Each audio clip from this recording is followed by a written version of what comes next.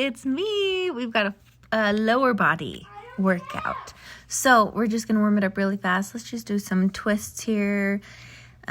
Just like telling our body, hey, guess what? We're going to exercise. Here's some hip openers. These are so good before we hit a lower body workout. And they just hopefully make everything feel nice and smooth for you. Crisscross applesauce. That's not what I meant to say.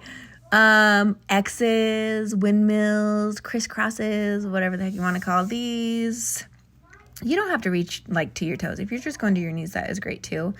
And then we're going to do some inchworms. Come all the way out and then roll it back in. Reach for the sky. You're going to come to bent knees before you just reach for the ground and then walk out. We've only got a couple of these. This is a really good full body warm-up move, so we're not going to do as many of those. And then we're just going to hit some lunges. You're going to just pulse it out here for a minute, sending blood to those muscles that we're going to be working. Switch those leggies. And then we are so close to being done with this warm-up. Let's just march it out for a second. See if you can get your thighs parallel to the floor or all the way up to your hips. And then grab whichever weights you are going to be doing for this workout today. I'm going heavy, so you can go as heavy as you feel comfortable with. Do not compare yourself to me. We are starting out with squats, so weights can be at your side or you can have them up at your shoulders. We're going to do 3 rounds of 8, and we're going to go in just a second here. Deep breaths. Here we go. That's 2. Again, shoulders should come down and back behind your body. You are dropping your booty. Your feet are parallel to each other. Your knees are staying behind the toes. And weight is in your heels, but you can use that big toe to help you balance. Just try not to grip through your toes whenever you're doing squats. And then just make sure you're thinking about having your abs pulled up and in. Every move is an ab move if you really believe. So just try to focus on having those abs tight, not holding your breath, but just thinking about you're zipping up a pair of high-waisted jeans. So from bottom to top, you're pulling everything up and in. And we've got one more round here. Take a deep breath. Oof, my heart rate was oh my gosh, okay, I guess we're exercising. Shake it out a little. I need a little bit of a longer break here, and we're going to jump back into it for the last round. You've got 7, 6, 5, 4, 3. Keep your chest open. You've got one more. We did it. Shake it out, stretch it out, dance it out, tap it out, drink some water. Get ready for our next move, which is going to be a front lunge. Lunges are kind of the worst, but we have to do them anyways. So let's do them together. You're going to come forward and then drop that foot or drop that knee, drop that booty, drop your body, drop all of the things except your hopes and expectations. Okay, ready? Here we go. You can choose whichever side you want to start on. And I'm going to tell you a secret about lunges. A lot of people feel I can't do lunges because I can't get all the way down or I don't hit full range of motion. And you don't have to go deep, okay? I don't care if you are dropping down 2 inches in a lunge. If you're turning on those right muscles, your body is going to get stronger, get better, get more accustomed to that range of motion. And you are going to improve over time. You don't have to come out and knock it out of the park every time you exercise. It's okay to be a beginner. It's okay to not have full range of motion. It's okay to use light weights. It's okay to set your weights down and not use anything at all. So the goal with a lunge is to have 90 degrees in both of those knees. But like I said, if you're going down and hitting a 45-degree angle from your knee up to your hip, I don't care. I love that you're trying. I love that you're showing up. I love that you're doing your best.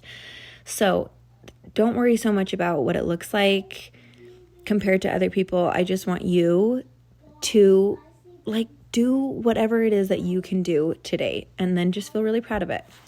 Okay, that was a lot of chit chat. Got us through that first leg. Let's hit the other leg. Oh, maybe this is the last round. Dang it. This is taking a really long time. I also thought that while I was filming this, because it does take a really long time. You've got a couple more here, though. We've got a couple more here. We can do this. We're in it together. Come on, make the last ones so good. And I took a break. Righty, let's jump back into it with the other leg. It takes a minute to get our mind right sometime. Tell yourself you can do this. Yes, you can. You've got 3, 2, 1. Let's hit that other leg. You've got 8, 7. Here's the deal. Whenever we're doing a unilateral move like this, that means one side at a time, it automatically is going to be harder for our core. So just really think about keeping that core in tight. And if you need to take the weights down instead of having them up on your shoulders, if you need to drop to no weights at all, if you need to maybe just hold one weight at your chest, you can do any of those things. My son decided he wanted to party with us. So let's get ready for round 2. Here we go.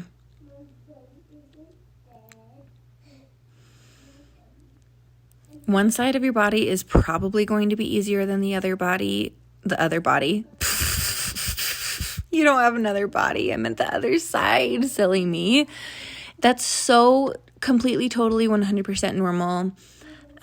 Unilateral moves, again, are really good for that to help even out strength on both sides, as long as you're using the same amount of weight. So don't feel frustrated. Just keep doing your best. We've got one more round. Let's go. Yes, let's go. Last round. We can do it. This is maybe our hardest move of the day. So if it feels hard, it's because it is hard, and we can do hard things. Let's just finish it up. Get rid of it. We don't have to do it again. You've got a couple of more here. Push through. You've got this. You can tell I'm like really focused by the look on my face. I've got to dig deep to finish these. There we go. We freaking did it. Hooray! On to our next move, and this is a deadlift. Deadlifts can feel a little tricky, but I'm going to teach you the right way to do it. You're imagining you're shaving your legs. All right, spine is nice and long. We're not rolling through those shoulders. We're not arching through our low back. You are taking those weights just as far as you can before you hit that arch in your back, and then you're shaving your legs to pull it back up. I want you to imagine that you have like an orange or a squishy ball in your armpits. You're going to keep your armpits nice and tight. And you're going to exhale as you come up. Inhale when you bring it down. Exhale. Working through our low back, our glutes, our hamstrings, just the back side of our bodies, which sometimes get neglected. Take a deep breath here. We're going to hit our second set. Again, rolling our shoulders down and back, engaging those abs, soft knees, and you can see here that my feet are pointed forward and they're stacked under my hips and shoulders. I see people sometimes try to take deadlifts all the way down to the ground, which is so nice, but that is not the move that we're doing today. There's like 2 different kinds of deadlifts. There's one where you start off with like a barbell on the ground, and then there's what we're doing here. And so we're not going all the way down. We're using our glutes to actually pull our body back up to a standing position as we hinge.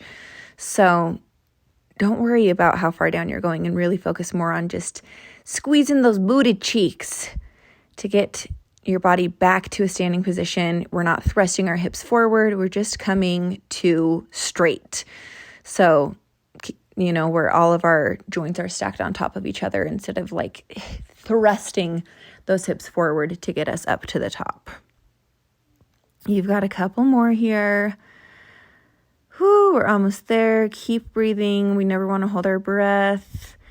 We did it. We did it. You did it. Hooray. We're going to go ahead and move on to our next move. But if you need to take a break, if you need a drink, if you need to rest or whatever, I want you to feel like you can do that. So go ahead and pause the video whenever you need to. Curtsy lunges are next. We're going to take it to the right for 8, tapping back to the center every time. With a curtsy lunge, your hips both stay forward the entire time. We're not opening up.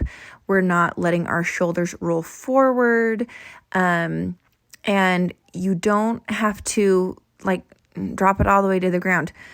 But I do want you to think about having your side booty, like that muscle on the side of our glutes, turn on when we're doing these curtsy lunges. Take a breath. We're done with our first 8 on that side. I'm actually going to take my weights up onto my shoulders. My hands were getting tired. And here we go. You're allowed to just play around with the equipment that you have. Does it feel better on this move to have it up or to have it down? Does it need to just be one weight this time? You have permission to just figure out what's going to work best for you. So please don't feel like you have to do exactly what I'm doing. If you're like, actually, I can't get very low in this move because the weights are too heavy, or I don't like the way it feels when it's in my hands or when it's on my shoulders. So we've got one more. Here we go. 8, squeeze that booty. 7, squeeze that booty. 6, 5, last 4 on this side. Keep going. Woo, we're almost there. Oh my gosh, shake it out. Take a breath, take a break, do what you need to do. We're going to get that other side. Obviously, we can't walk around lopsided. That would be embarrassing. Take a deep breath. If you need a drink, like I said, you always have permission to go get a drink. You can stretch it out. You can pause the video for a few minutes, 30 seconds, whatever it is you need, and let's go to that other side. I'm not going to talk to you the entire time through this one since you know the move at this point. So you keep working and I will jump back in with you when we go to our next move.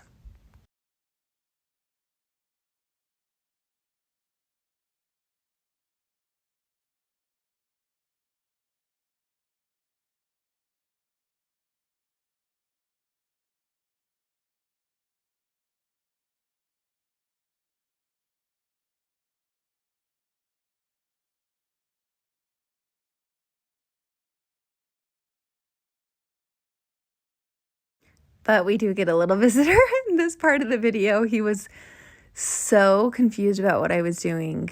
So just soak up his cutie patootie little face. He's so freaking cute.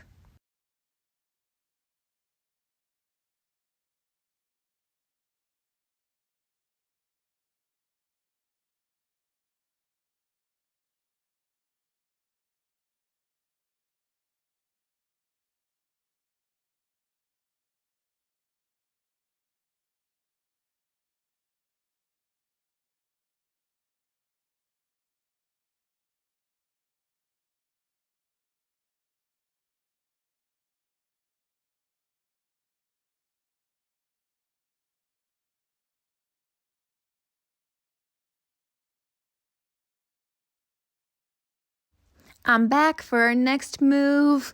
This is a kettlebell swing. I am just using one weight. You have permission to use 2 weights if that is what is going to feel good for you. But I don't want you to thrust those hips forward. We are just going to come to a standing position, and my hands were so friggin' sweaty. So make sure you have a really good grip on that weight. We are not throwing that weight into the wall, into a child, into the TV. We're taking it back and forward. Here we go. That's 7, 6. This is a quick round, squeezing our booty to come to stand. You'll notice that I've just come to an upright position. I'm not thrusting my lower body forward. Whew, that's our first round. Those are so quick and dirty. I freaking love kettlebell swings. You'll feel them down your entire posterior chain is what we call it. So from like our shoulders down to really like all the way down to our hamstrings as we engage those muscles along the backside of our body. That's already round 2. Look at us. We're freaking doing it.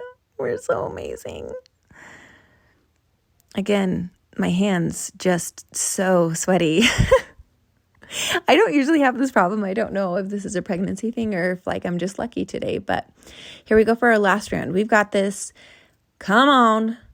That's 7, 6, 5, 4, 3, last 2, last 1. Beautiful. You are crushing it. And we are just like 5 minutes away from being done with this workout.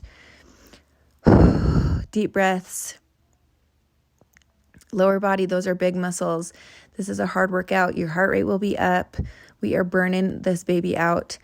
And we're going to work inside thighs. We usually call them inner thighs. But I don't want you to be leaning forward or back and no booty to the back of the wall.